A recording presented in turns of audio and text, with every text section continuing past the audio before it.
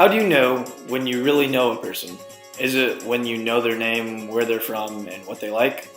I'm Philip Michael Feliciano, and I'm from Mill Creek, Washington, which is 25 to 30 minutes away from Seattle, for all you people who aren't familiar. And I like to watch sports, specifically teams from Seattle, like the Seahawks. Does that give you a picture of who I am? Do you feel like you really know me now? Of course not. It's like the beginning week of college. All you hear are names, where those people are from, and what they like. It's like looking at a Facebook profile. You see the person and their likes, but you still don't really know anything about them.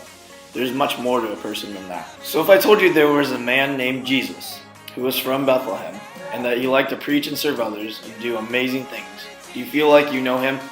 There are great stories about this man in the Bible, but we have no original copies of them.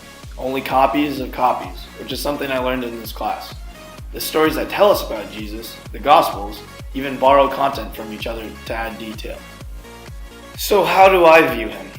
My view was shaped by a couple of things. The first being my parents. I grew up in a Catholic family, and that steered me in a certain view of Jesus as Savior and God.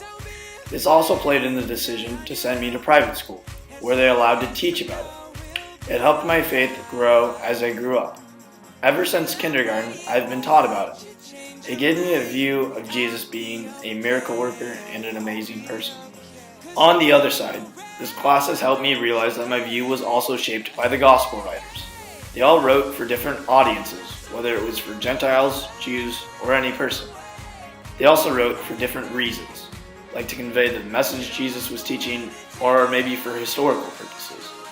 It changes things when you know that these writers weren't necessarily writing for a religion.